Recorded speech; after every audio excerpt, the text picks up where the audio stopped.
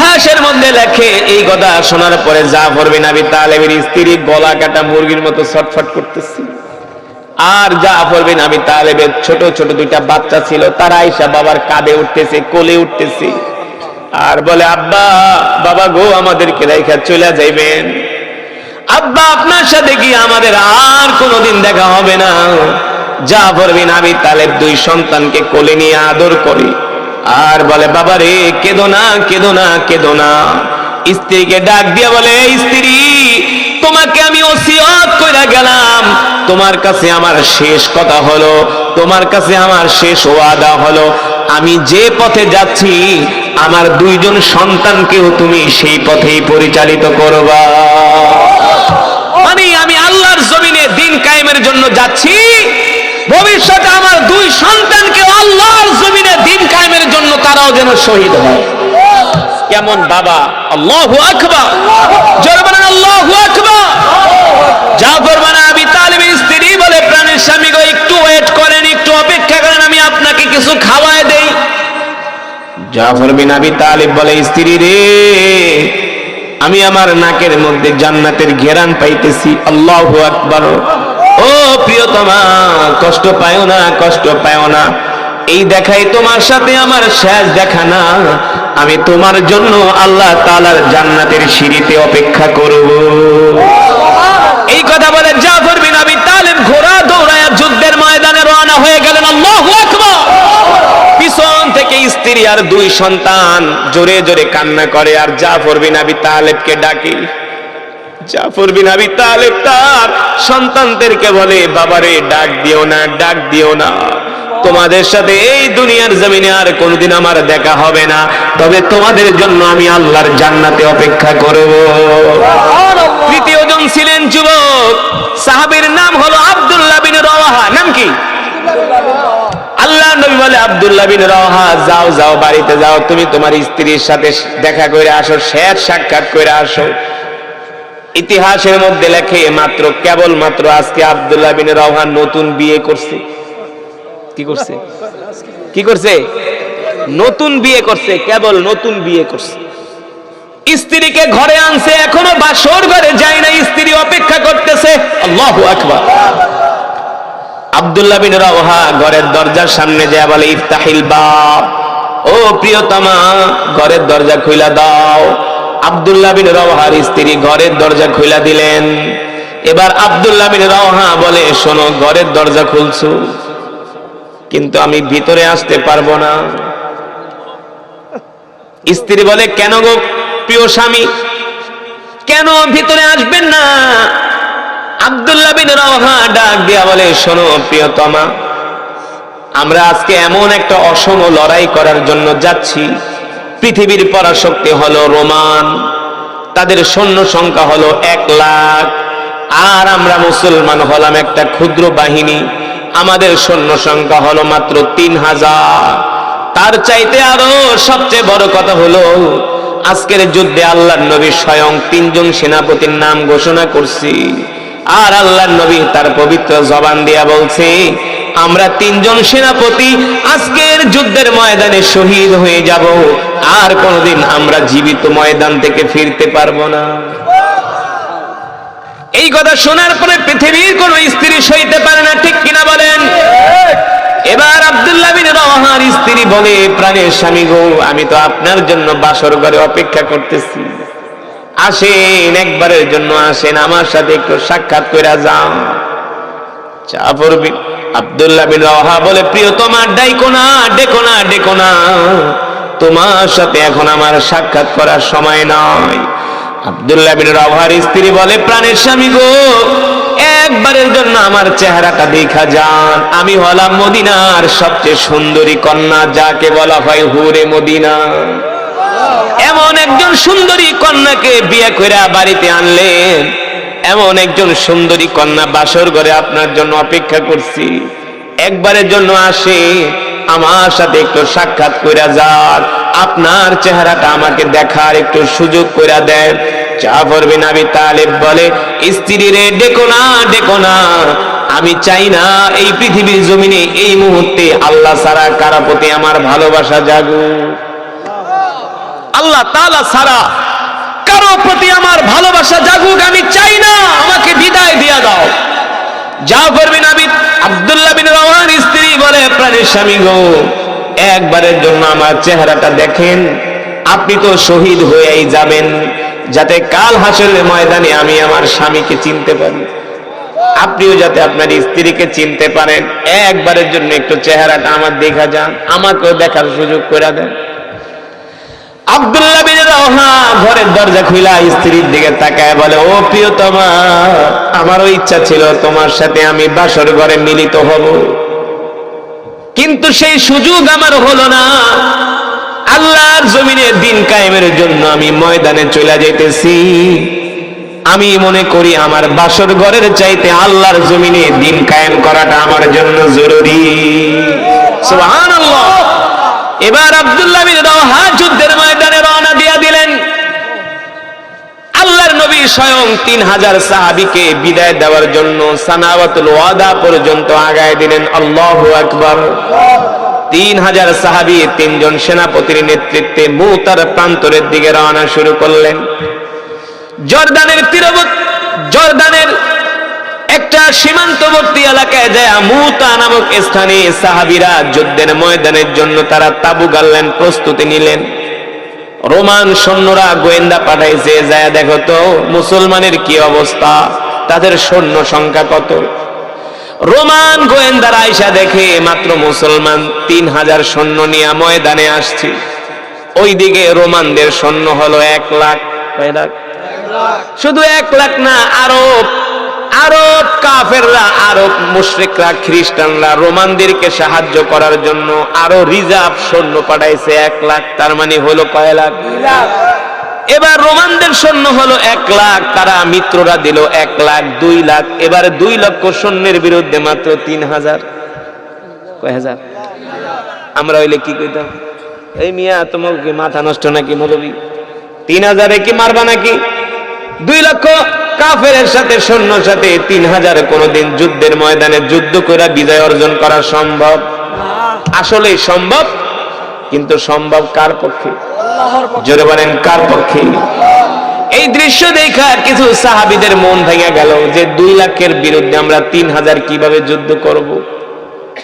এই অবস্থা দেখার পরে যায়েদ বিন হারেসা, আব্দুল্লাহ বিন রাওয়াহা, জাফর বিন আবি তালেব বুঝতে পারলেন সাহাবীরা কিছুটা মন ভাঙা পড়ছে। জাফর বিন আবি তালেব, আব্দুল্লাহ বিন রাওয়াহা, যায়েদ বিন হারেসা তরবারি নিয়ে ময়দানে দাঁড়ায় একটা ভাষণ দিলেন। কি দিলেন? জোরে বলেন। এমন একটা ভাষণ দিলেন আর বললেন, এ 3000 মর্দে মুজাহিদ শোনো, রোমানরা 2 লক্ষ হতে পারে, আমরা 3000 হতে পারে। রোমানরা যদি যুদ্ধের ময়দানে ওরা যদি আমাদের হাতে নিহত হয়, ওরা যাবে ফি নারে জাহান্নামা খালিদিনা ফিহা আবাদা, ওরা চিরকালের জন্য জাহান্নামী হয়ে যাবে। ঠিক কিনা বলেন? আর আমরা যদি যুদ্ধের ময়দানে শহীদ হয়ে যাই, আমরা চিরকালের জন্য জান্নাতি হয়ে যাব। আল্লাহু আকবার। আর কথা মনে রাখবা, যুদ্ধের ময়দানে অস্ত্র দিয়া মুসলমানদের বিজয় আসে না, সৈন্য দিয়া মুসলমানদের বিজয় আসে না। যুদ্ধের ময়দানে মুসলমানদের বিজয় আসে আল্লাহর পক্ষ থেকে। কার পক্ষ থেকে? মুসলমানদের যুদ্ধের বিজয় এই ফয়সালা হয় আসমান থেকে। ঠিক কিনা বলে? আমাদের কাজ হলো 3000 2 লক্ষ কাফেরের উপরে ঝাঁপায় পড়া, কিন্তু বিজয় দেওয়ার মালিক আল্লাহ। কেমন ঈমান ছিলেন সাহাবীদের, চিন্তা করো কেন। 3000 যদি শহীদ হয়ে যায় আমরা তো জান্নাতে চলে যাব, আর যদি যুদ্ধ করে বিজয় অর্জন করি তাহলে গাজী হয়ে যাব। আল্লাহু আকবার। ভয় পাওয়ার কোনো কারণ নাই, চিন্তা করার কোনো কারণ নাই। আল্লাহু আকবার। এবার 3000 সাহাবী যুদ্ধের জন্য প্রস্তুতি হয়ে গেলেন। প্রথমেই আল্লাহ রাসূলের পালক পুত্র যায়েদ ইবনে হারেসা বীর দর্পে রোমানদের উপরে ঝাঁপায় পড়লেন। সুবহানাল্লাহ বলবেন। এক আক্রমণে কয়েকশো রোমান কাফেরদেরকে যায়েদ বিন হারেসা একাই হত্যা করলেন। এই দৃশ্য দেখা রোমানরা কিছুটা ভয় পেয়ে গেল। কিরে, মুহাম্মদের 3000-এর বাহিনী আমাদের 200-300 কাফেরকে সৈন্যকে শেষ করে দিচ্ছে। রোমান সৈন্যরা যায়েদ বিন হারেসাকে চতুর্দিক থেকে ঘিরে ধরল। কেউ তীর মারে, কেউ তরবারি দিয়ে আঘাত করে, কেউ বর্ষা দিয়ে আঘাত করে। যায়েদ বিন হারেসা এক পর্যায়ে লড়াই করতে করতে যুদ্ধের ময়দানে যায়েদ বিন হারেসা শহীদ হয়ে যায়। আল্লাহু আকবার। এবার যায়েদ বিন হারেসা হাত দিয়া জাফর বিন আবি তালেবকে ইশারা করে, ভাই আমার কাছ থেকে এবার যুদ্ধের পতাকা নিয়ে তুমি ময়দানে নামো।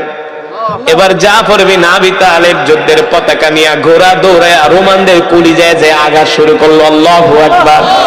একা একা জাফর বিন আবি তালেব কয়েকশো রোমান কাফেরকে মুহূর্তের মধ্যেই জাহান্নামে পাঠিয়ে দিল। আল্লাহু আকবার। এই অবস্থা দেখা রোমানরা এত ভয় পেয়ে গেল, জাফর বিন আবি তালেবকে কয়েক হাজার সৈন্য চতুর্দিক থেকে ঘিরে ধরল। এমন ভাবে জাফর বিন আবি তালেবের আক্রমণ করে, জাফর বিন আবি তালেবকে তাদের তরবারির নাগালে পায় না। দেখে জাফর বিন আবি তালেব যেই দিকে যায় ওই দিকে আর রোমান সৈন্যদের মাথা খুঁজে পাওয়া যায় না। সুবহানাল্লাহ বলবেন না? দেহ থেকে মাথাগুলো শুধু জমিনে বিচ্ছিন্ন হয়ে পড়ে যায়। আল্লাহু আকবার। রোমান সৈন্যরা জাফর বিন আবি তালেবকে থামাতে না পাইরা কি করলো, জাফর বিন আবি তালেবের ঘোড়ার একটা পা কেটে দিল। ঘোড়ার পা কেটে দেওয়ার পরে এখন তো আর ঘোড়া দৌড়াইতে পারে না। ঘোড়া মুতার প্রান্তরে, ঘোড়া এক পাও নাই, রক্ত বের হয়ে ঘোড়া জমিনের মধ্যে ছটফট করে লাফাইতেছে। আল্লাহু আকবার। এবার জাফর বিন আবি তালেব ঘোড়া থেকে লাফ দিয়া জমিনে পড়ে এবার ঘোড়া ছাড়াই রোমানদের সাথে লড়াই করতে শুরু লাগলো। এমন লড়াই, অসম লড়াই। একা জাফর বিন আবি তালেব যেই দিকে যায় সেই দিকেই কাফেরদেরকে আর খুঁজে পাওয়া যায় না। কাফেরদের মাথাগুলো দেহ থেকে বিচ্ছিন্ন করে। ইতিহাসের মধ্যে আছে জাফর বিন আবি তালেব রোমানদেরকে এমন মারা মারছে, এমন ভাবে তার তরবারি দিয়া ওদেরকে আক্রমণ করছে, রোমান সৈন্যদের রক্তে আর চর্বিতে জাফর বিন আবি তালেবের তরবারি একেবারে রক্তে লাল হয়ে গেছে। তরবারির মধ্যে চর্বি জমা হয়ে গেছে। জাফর বিন আবি তালেবকে থামাইতে পারেন। আল্লাহু আকবার। পুরা জাফর বিন আবি তালেবের শরীর রক্তাক্ত হয়ে গেছে কাফেরদেরকে মারতে মারতে। আল্লাহু আকবার। পিছন থেকে একজন কাফের আইসা জাফর বিন আবি তালেবের ডান হাতে একটা আঘাত করে, এক আঘাতে জাফর বিন আবি তালেবের হাত দেহ থেকে বিচ্ছিন্ন হয়ে যায়। এবার জাফর বিন আবি তালেব দাঁত দিয়া কালেমার পতাকাটা আঁকড়া ধইরা বাম হাত দিয়ে তাদের সাথে লড়াই করতেছে। আল্লাহু আকবার। এক পর্যায়ে লড়াই করতে করতে জাফর বিন আবি তালেব আবার রোমানদেরকে হত্যা করতে করতে কিছু কাফের পিছন দিক থেকে আইসা জাফর বিন আবি তালেবের বাম হাতে একটা আঘাত করে, এক আঘাতে জাফর বিন আবি তালেবের বাম হাত দেহ থেকে বিচ্ছিন্ন হয়ে যায়। এবার আর জাফর বিন আবি তালেবের ডান হাতও নাই, বাম হাতও নাই। কালেমার পতাকাটা দাঁত দিয়া কামড় দিয়া জাফর বিন আবি তালেব আকাশের দিকে তাকায় আছে। রোমান সৈন্যরা আইসা জাফর বিন আবি তালেবের ডান পা কেটে ফেললো।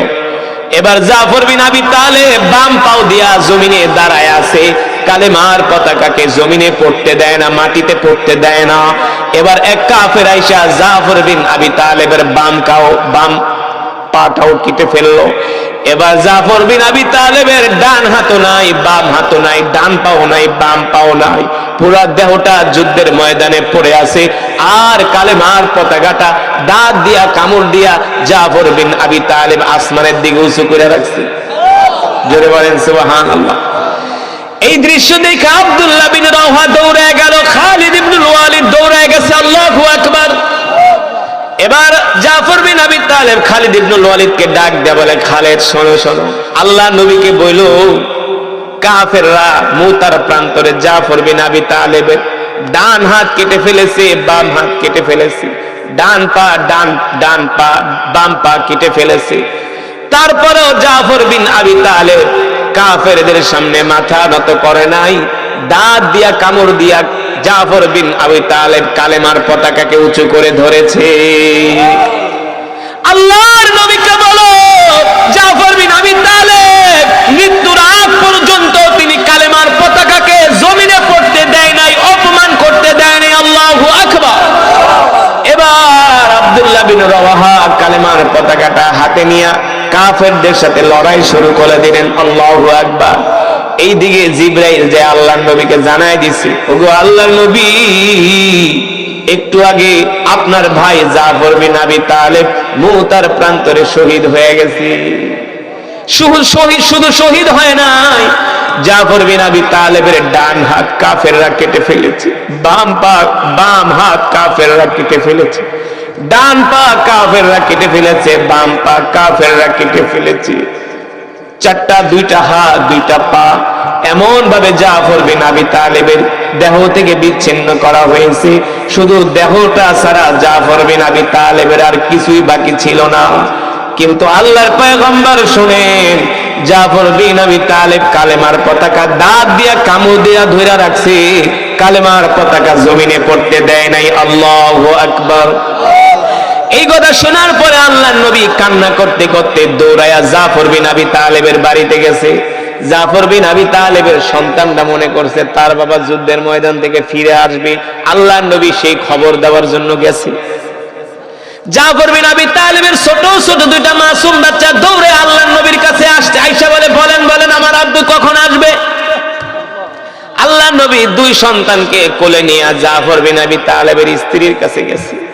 এদিকে আসো, মন খারাপ করো না, কষ্ট পাও না, তোমার প্রিয়তম স্বামী জাফর একটু আগে যুদ্ধের ময়দানে শহীদ হয়ে গেছে। জোরে বলেন আল্লাহু আকবার। জাফর বিন আবি তালেব শহীদ হয়ে গেছে। এই কথা শোনার পরে জাফর বিন আবি তালেবের স্ত্রী গলা কাটা মুরগির মতো ছটফট করতেছে। আল্লাহর নবী বলে, জাফর বিন আবি তালেবের স্ত্রী, কেঁদো না, কেঁদো না, কেঁদো না, ইসবির, সবর করো, ধৈর্য ধরো, তোমার সাথে আল্লাহ জাফর বিন আবি তালেবের জান্নাতে মিলিত করিয়ে দিবে। জোরে বলেন সুবহানাল্লাহ। আল্লাহর নবী চলে আসলেন। একজন সাহাবী জাফর বিন আবি তালেবকে রাত্রিবেলা স্বপ্ন দেখলেন। আল্লাহু আকবার। দেখেন জাফর বিন আবি তালেব জান্নাতের মধ্যে পাখি হয়ে ঘুরতেছে। জাফর বিন আবি তালেবের দুই হাতের পরিবর্তে আল্লাহ তার বাহুর মধ্যে দুইটা ডানা লাগায় দিয়েছে, ডানা। ওই সাহাবী জিজ্ঞেস করলেন, জাফর, জান্নাতের মধ্যে তুমি পাখি হয়ে ঘুরতেছো, কারণ কি? জাফর বিন আবি তালেব ডাক দিয়া বলে, দোস্ত রে, কাফেররা যুদ্ধের ময়দানে আমার দুই হাত দুই পা কেটে ফেলেছে, আমার তো এখন আর দুই হাতও নাই, দুই পাও নাই, আমি চলবো কিভাবে? এই কারণে আল্লাহ তাআলা ওই দুই হাতের পরিবর্তে আল্লাহ তাআলা আমার দুইটা বাহুর মধ্যে পাখির দুইটা ডানা লাগায় দিছে, আর আমি ডানা দিয়া জান্নাতের মধ্যে ঘুরতেছি আর জান্নাতের নাজ নিয়ামত ভক্ষণ করতেছি। আল্লাহু আকবার। জোরে বলেন আল্লাহু আকবার। এই কারণে তার নাম হলো জাফর বিন তাইয়ার। জাফর বিন তাইয়ার। সাহাবীরা স্বপ্ন দেখে জাফর বিন আবি তালেব জান্নাতের ভিতরে পাখির মতো ঘুরে, আঙ্গুরের বাগানে যায়, ফলের বাগানে যায়, জান্নাতে ঘুরে, আর সে আনন্দ করতেছে। সুবহানাল্লাহ বলে। জাফর বিন আবি তালেব বলে, দোস্ত, আল্লাহর জমিনে দিন কায়েমের জন্য আমি আমার রক্ত দিছি, আমি আমার জান দিছি, আমি আমার মাল দিছি, আমি আমার জীবনটাকে আল্লাহর জন্য বিলায় দিছি, কিন্তু রব জান্নাতের মধ্যে আমাকে এমন নিয়ামত দিছে যে নিয়ামত পায়া আমি আমার দুই চোখ শীতল হয়ে গেছে, শীতল হয়ে গেছে। মুসলমান, আল্লাহকে পাওয়া এত সোজা না, জান্নাত পাওয়া এত সোজা না। জান্নাত পেতে হলে ঘর থেকে বের হতে হয়, ঠিক কিনা বলেন? কিছু মানুষ আছে ঘর থেকে বের হয় না, মসজিদে আসে না, দিনের কাজে যায় না, ওয়াজ মাহফিলে যায় না, শুধু কাঁথা আর কম্বল গরম। দুনিয়াতে যদি শারীরিক কোনো রোগ হয়, কি হয়? শারীরিক রোগ হইলে, গ্যাস্ট্রিকের ব্যথা হলে, জ্বর হলে, আলসার হলে, ক্যান্সার হলে, ডায়াবেটিস হইলে কাদের কাছে যেতে হয়? ডাক্তারের কাছে যেতে হয়, ঠিক কিনা বলেন? ওই শারীরিক রোগের চাইতেও আল্লাহ নবী বলেন মানুষের আত্মার রোগ হলো সবচেয়ে বড় রোগ। মানুষের শরীর যদি নষ্ট হয়ে যায়, ডাক্তারের চিকিৎসা দিয়া তাকে সুস্থ করানো যায়, কিন্তু মানুষের অন্তর যদি নষ্ট হয়ে যায়, কলব যদি নষ্ট হয়ে যায়, ওই মানুষটা দুনিয়ার জমিনে আর মানুষ থাকে না, ওই মানুষটা একটা হাইওয়ান, জানোয়ার, পশুর চেয়ে নিকৃষ্ট হয়ে যায়। আমার কথা কে বলছেন? এই জমিনের মধ্যে কিছু মানুষ আছে, আল্লাহ তাআলা সেই মানুষদের সম্বন্ধে বলছেন, উলাইকা কাল আনআমি বাল হুম আদাল। আল্লাহ তাআলা বলে এই জমিনে কিছু মানুষ আছে যারা চতুষ্পদ জন্তু কুত্তার চেয়েও নিকৃষ্ট। ঠিক কিনা বলেন? কোন মানুষগুলা? যারা আল্লাহর নেয়ামত খায়, আল্লাহর সাথে নাফরমানি করে, নামাজ পড়ে না, রোজা রাখে না, সারাদিন শুধু একটা পর একটা বিড়ি খাইতেই থাকে, আছে কি আছে? আর চার দোকানে বৈশা বৈশা বাংলা সিনেমা দেখে, আর মানুষের নামে যত গীবত শিকায়েত আছে সব বলতে থাকে। আপনাদের এলাকায় এমন মানুষ নাই? নাই নাই। কুমিল্লার মানুষ ধার্মিক, সুশিক্ষিত, কালচারাল। কুমিল্লার মানুষ ভালো, তারা চার দোকানে বৈশা বাংলা সিনেমাও দেখে না, চাও খায় না, আড্ডাও মারে না, কারো গীবত কয় না, বেশি করে। দেখেন আল্লাহ তাআলা এই মানুষদের সম্বন্ধে কি বলছে, লাহুম কুলুবুন লা ইয়াফকাহুনা বিহা ওয়া লাহুম আ'য়ুনুন লা ইয়াসমাউনা বিহা ওয়া লাহুম আ'য়ুনুন লা ইউবসিরুনা বিহা ওয়া লাহুম আযানুন লা ইয়াসমাউনা বিহা। আল্লাহ রাব্বুল আলামিন বলেন ওই মানুষগুলো এমন, ওই মানুষগুলো কান থাকতেও শোনে না, চোখ থাকতেও দেখে না। আল্লাহ তাআলা এই দুনিয়ার জমিনে তাদেরকে এমন ভাবে গাফিল করে দেয়, তারা ভালো জিনিসটা চোখের সামনে দেখার পরেও সেটা উপলব্ধি করতে পারে না। ঠিক কিনা বলে? মসজিদের মিনার থেকে আজান হয়, মসজিদে যায় না, দোকানে বসে বসে চা খায়, সিনেমা দেখে, ঘন্টার পর ঘন্টা কাটায় দেয়, কোনো কষ্ট লাগে না। মনে হয় মসজিদে যায় 10টা মিনিট লাগে জোহরের নামাজ, আসরের নামাজ আদায় করতে। এক এক ওয়াক্ত নামাজ পড়তে 10, 15, 20 মিনিটের বেশি লাগে না। এই 20টা মিনিট, 15টা মিনিট, 10টা মিনিট আল্লাহ তাআলাকে দিতে চায় না। এই 10টা মিনিট দিতে গেলে মনে হয় কলিজা ছিঁড়া যায়, কিন্তু দোকানে বৈশা 3 ঘন্টা বাংলা সিনেমা দেখে, কষ্ট লাগে না, শুধু মজাই লাগে। ঠিক কিনা বলেন? নামাজ পড়ার মানুষ বেশি সমাজে নাকি নামাজ না পড়ার? নামাজের সংখ্যা বেশি নাকি বেনামাজি? কথা কয় বেনামাজির সংখ্যা বেশি।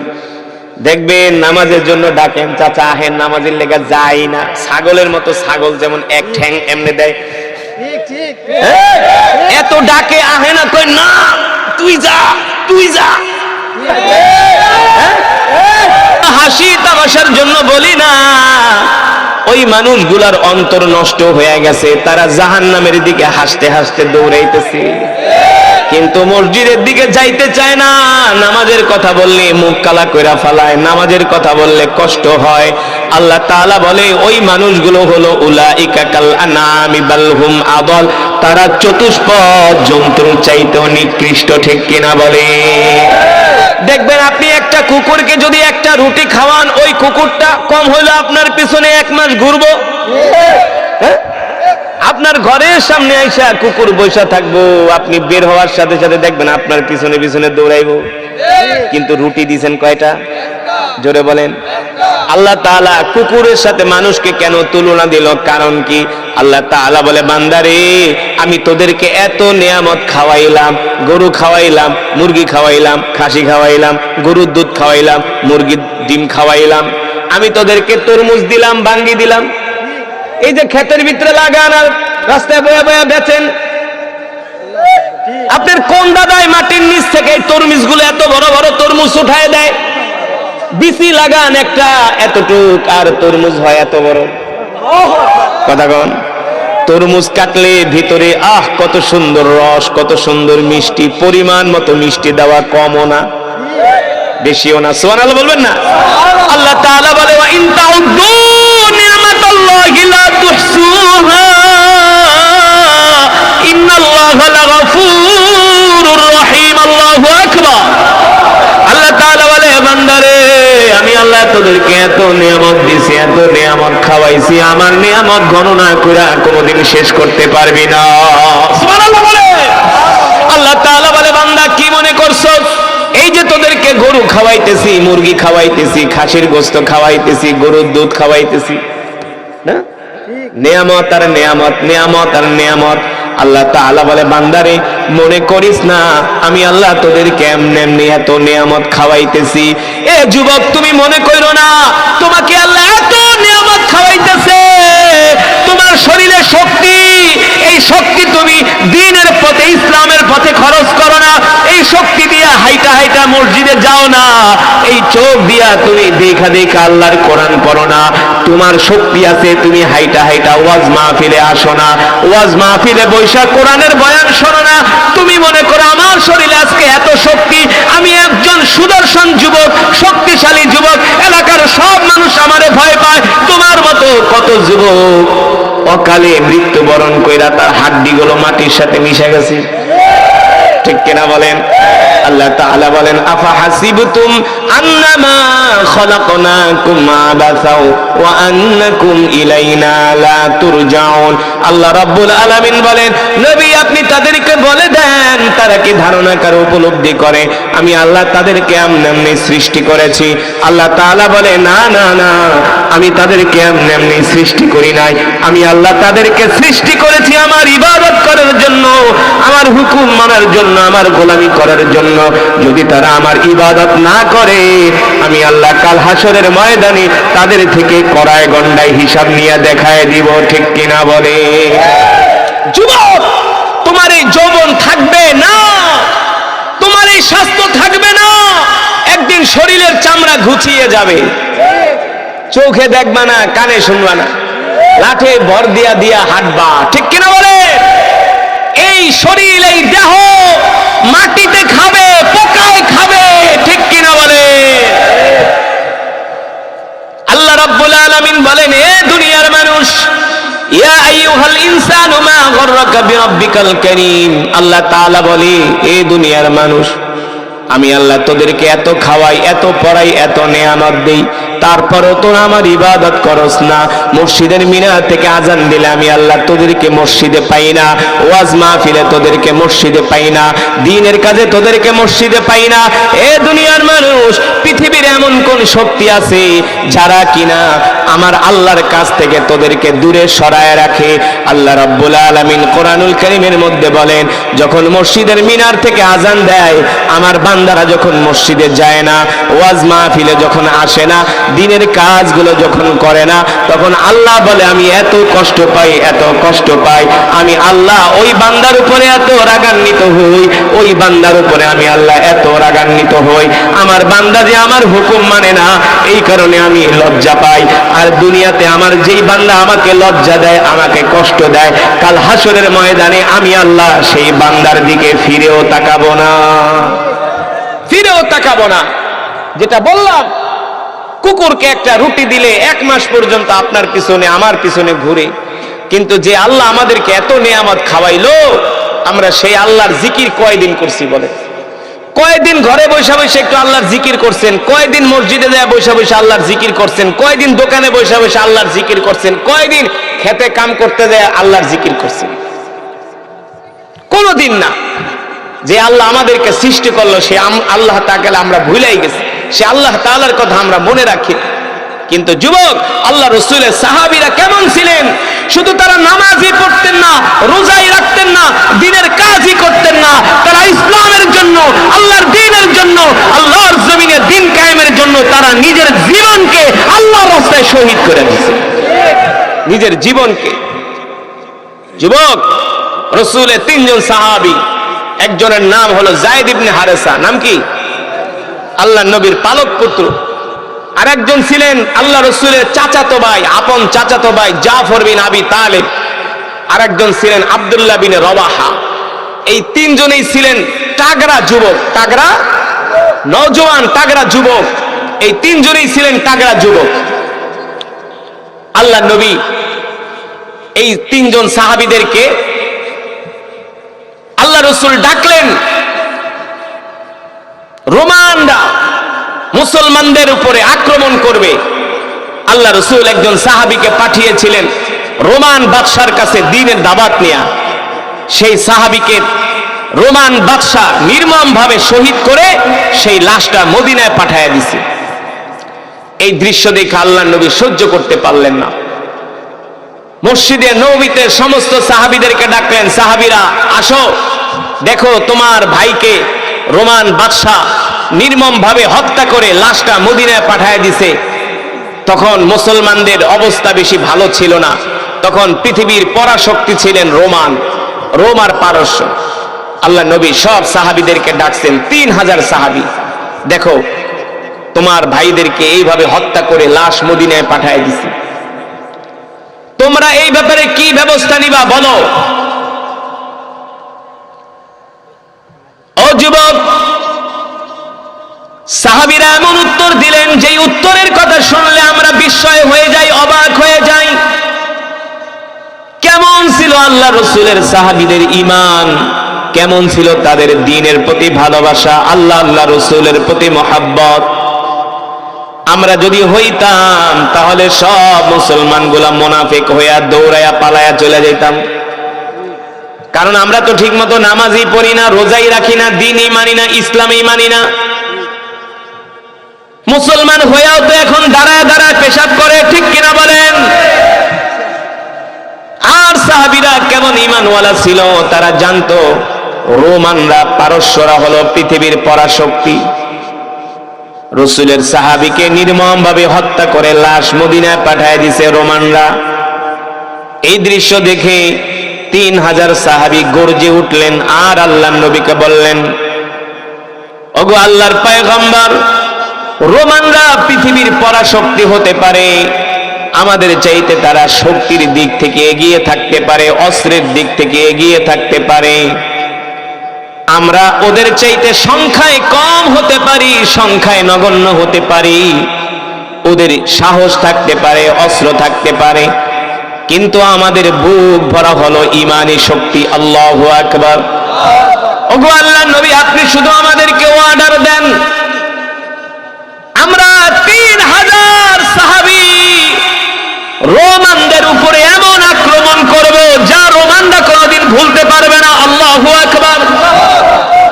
আমরা রোমানদের কলিজার মধ্যে আঘাত করব, আমার ভাইদেরকে কেন রোমানরা হত্যা করলো।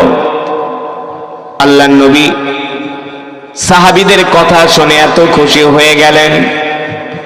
ও যুবক, 3 জন সাহাবীকে আল্লাহর পয়গম্বর সেই দিন যুদ্ধের ময়দানে সেনাপতি হিসাবে নিযুক্ত করলেন।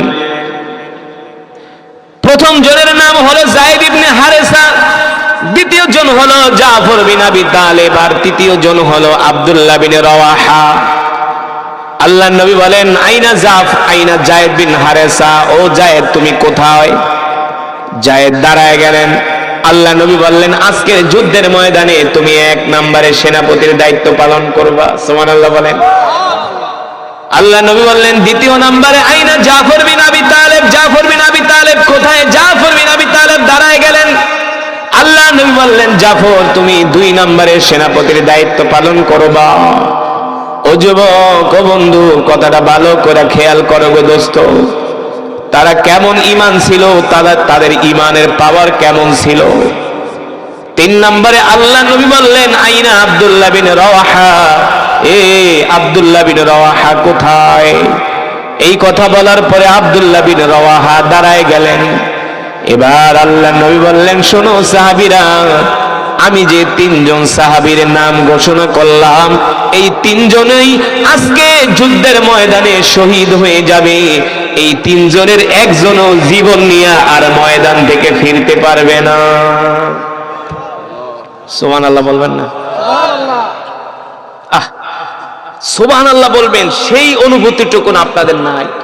আল্লাহ নবী বলতেছে 3 জন সাহাবী আজকের যুদ্ধের ময়দানে শহীদ হয়ে যাবে, শহীদ, আর কোনোদিন ফিরে আসতে, এই জীবনেই তাদের শেষ, আর কোনোদিন তারা পৃথিবীতে বাঁচবে না, আজকেই তারা মরে যাবে, শহীদ হয়ে যাবে। সুবহানাল্লাহ বলে।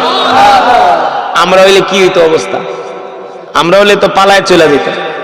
আমাদের যে ঈমান। 3 জন সাহাবী হাসতেছে, একজন আরেকজনের দিকে তাকায় হাসতেছে আর বলে, দোস্ত আমাদের কত সৌভাগ্য, আজকে আমরা আল্লাহর দ্বীনের জন্য শহীদ হয়ে যাব। সুবহানাল্লাহ। তারা হাসে, আর আমরা হইলে তো থরথর করে কাঁপতাম। জীবনের সব শেষ না, এত সুন্দর করে বাড়িটা উড়াইলাম, বিয়াটাও করতে পারলাম না, সব শেষ। এত কষ্ট করে টাকা কামাইলাম, ভোগ করতে পারলাম না, সব শেষ।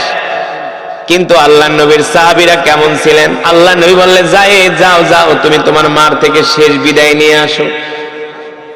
রাসূলের সাহাবী যায়েদ বিন হারেসা বলে, ওগো আল্লাহর নবী, আমার পিতা তো হলেন আপনি, আর আমার মা হলেন আয়েশা, তিনি তো এখানেই আছেন, আমার তো আর যাওয়ার দরকার নাই। আমি তার চাইতে আমার তরবারিটা একটু ধার দিই, তার চাইতে আমি তরবারিটা একটু ধার দেই, কিন্তু আমি তো শহীদ হয়েই যাব, যাতে করে আমি হাজার হাজার রোমান সৈন্যদেরকে হত্যা করে শহীদ হইতে পারি। সুবহানাল্লাহ বলে। সাহাবীদের ঈমান কেমন ছিল, তারা কেমন মুসলমান ছিল, আর আমরা কি গরু খাওয়া মুসলমান। 2 নম্বরে আল্লাহ নবী বললেন, জাফর বিন আবি তালেব, যাও যাও, তুমি তোমার স্ত্রীর কাছ থেকে অনুমতি নিয়ে আসো, শেষ বিদায় নিয়ে আসো। অনুমতি না, তুমি তোমার স্ত্রীর কাছ থেকে শেষ বিদায় নিয়ে আসো। জাফর বিন আবি তালেব দৌড়ে বাড়িতে গেলেন, আর ডাক দিলেন, আইনা জাওজি, ও আমার স্ত্রী, ও আমার প্রিয়তমা, কোথায় আছো? আসো গো, তোমার সাথে আমি শেষ দেখা কইরা যাই। ও প্রিয়তমা, এই দুনিয়ার জমিনে আজকের পর থেকে তোমার সাথে আর আমার কোনোদিন সাক্ষাৎ হবে না। জাফর বিন আবি তালেবের স্ত্রী দৌড়ায়া রান্নাঘর থেকে আসলেন, আর বললেন, কেন গো প্রাণের স্বামী, এইভাবে কেন বলেন? কেন আপনার সাথে আর আমার দুনিয়াতে কোনোদিন দেখা হবে না? জাফর বিন আবি তালিব বলে, ও প্রিয়তমা, আজকে এমন একটা যুদ্ধে আমরা যাইতেছি, আমরা মুসলমান হলাম মাত্র 3000, আর যাদের বিরুদ্ধে আমরা যুদ্ধ করব তারা হলো 1 লাখ। কয় লাখ? পৃথিবীর পরাশক্তি 1 লক্ষ কাফেরের বিরুদ্ধে আমরা মাত্র ক্ষুদ্র 3000-এর একটা বাহিনীর যুদ্ধের ময়দানে যাইতেছি। আর সবচেয়ে অবাক করার কথা বিষয় হলো, আল্লাহ নবী ঘোষণা দিয়া দিচ্ছে যে আমরা 3 জনে শহীদ হয়ে যাব। আমরা যে 3 জন কমান্ডার সেনাপতি, আমরা 3 জনেই শহীদ হয়ে যাব, আর কোনোদিন আমরা যুদ্ধের ময়দান থেকে ফিরে আসব না। এই দুনিয়ার জমিনে তোমার সাথে আর আমার কোনোদিন সাক্ষাৎ হবে না। জাফর বিন আবি তালেবের স্ত্রী বলে, প্রাণের স্বামী গো, কি বলেন? আমি তো আপনার জন্য রান্না করতেছি। জাফর বিন আবি তালিব বলে, ও প্রিয়তমা, রান্না করো না, রান্না বন্ধ করো, তোমার দুনিয়ার খাবার আমার দরকার নাই, আমি চাই না। আমি দেখতেছি, আমি আমার নাকের মধ্যে জান্নাতের খুশবুর ঘেরান পাইতেছি। জোরে বলেন সুবহানাল্লাহ। কিন্তু আমরা সেই নবীর উম্মত, আজকে আমরা নামাজ পড়ি না, যোহর যায়, আসর যায়, মাগরিব যায়, এশা যায়, ফজর যায়, আমাদের কোনো অনুভূতি নাই। ঠিক কিনা বলেন? আপনাদের হাতে ধরি, পায়ে পড়ি। আল্লাহ রাসূল যদি হাসরের ময়দানে বলে, দেখ আমার সাহাবীরা দ্বীনের জন্য কত কষ্ট করছে, কাফেররা তাদের হাত কাটছে, পা কাটছে, তাদের কলিজা ছিঁড়ে ফেলেছে, আমার সাহাবীরা আল্লাহর দ্বীনের জন্য তাদের জান মাল কোরবানি করছে, কিন্তু তোরা আমার উম্মত হইয়া ঠিকমতো 5টা ওয়াক্ত নামাজও তো পড়স নাই। সেই দিন আমরা কি জবাব দিব আল্লাহ রাসূলের সামনে? বলেন, কোনো জবাব দেওয়ার ভাষা নাই। এই কারণে যুবক, আল্লাহর বান্দারা, বাবারা, মারা, বোনেরা, মাইকের আওয়াজ যতটুকুন পর্যন্ত যায়, আপনাদের হাতে ধরি, পায়ে পড়ি। রাসূলের সাহাবীরা যে কোরবানি করছে, এর ধারে কাছেও কোনোদিন আমরা যেতে পারবো না।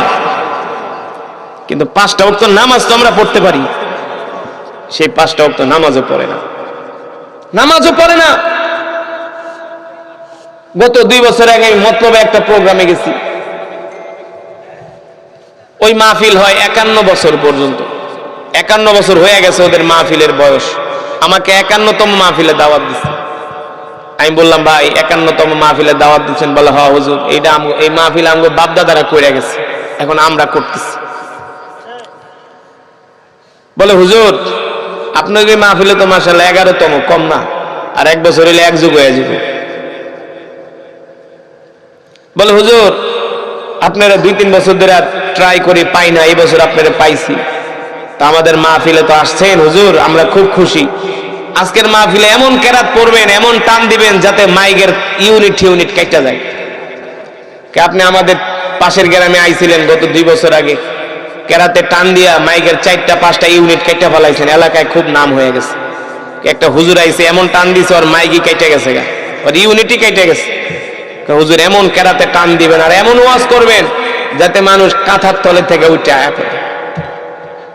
আমি বলি মাশাআল্লাহ, তো আপনারা খুব ভালো ওয়াজ শোনেন। হুজুর কোন কি? আমাদের এলাকার মানুষ খুব ওয়াজ শোনে, আবার দিয়ে খিচুড়ি রান্তাছে। হুজুর আমরা প্রতি বছর 10টা গরু জবাই কইরা প্রায় 20 থেকে 30,000 মানুষে আমরা খিচুড়ি খাওয়াই। পরে আমি বললাম তাহলে তো আপনারা খুব ধার্মিক। হুজুর একটা কথা কইলেন, আমগো এলাকার মানুষ খুব ওয়াজ শোনে, আবার গান শুনে, ওই যে পাশে আবার লাগায়া। পরে আমি বললাম মাশাআল্লাহ, তো ভালোই তো ওয়াজ টোয়াজ শোনেন, আপনারা তো খুব ধার্মিক। এখন যে মসজিদে আমার নিয়ে বহাইছে, দেখি মসজিদে এসি আছে, তো গ্রামের মসজিদে এসি থাকা এটা তো বিশাল ব্যাপার নাকি? আমি বললাম তাহলে তো মসজিদে এসিও লাগাইছেন। হুজুর কোন কি? আমগো এলাকার মানুষ খুব পয়সাওয়ালা, খুব ধার্মিক। হুজুর আজকে এমন একটা ওয়াজ আমাদেরকে শুনাইবেন যাতে সব মানুষ খালি লাফ হয়। দেখেন, আমি বলি মাশাআল্লাহ, তাই তো আপনারা খুব ভালো ওয়াজ শুনতে পারেন। হ্যাঁ হুজুর, খুব ওয়াজ শুনি আমরা। তো মসজিদে এসি লাগাইছেন, খুব ধার্মিক, খুব পয়সা টয়সা খরচ করেন। তা আপনাদের মসজিদে জুমার নামাজে কেমন মুসল্লি হয়? কোন নামাজি? সেক্রেটারিকে হুজুর একটা কথা কইলেন আপনি, যে এলাকার মানুষ রাত 12টা 1টা পর্যন্ত ওয়াজ শুনে, বুঝেন না হেরা কি ধার্মিক হইতে পারে? আপনি কি এটা বুঝেন না কি ধার্মিক? আরে জুমার নামাজে তো হুজুর মসজিদের ওযুখানায়ও জায়গা থাকে না। এত নামাজ পড়ি আমরা জুমা, হ্যাঁ মসজিদে ওযুখানেও জায়গা থাকে না, আমরা এত জুমা নামাজ পড়ি। মাশাআল্লাহ, তো জুমার নামাজে জায়গা দেওয়া যায় না, খুব নামাজ পড়েন, খুব ভালো কথা। তাইলে আপনাদের মসজিদে ফজরের নামাজে কয়জন মুসল্লি হয়? কোন নামাজ? কোন নামাজ?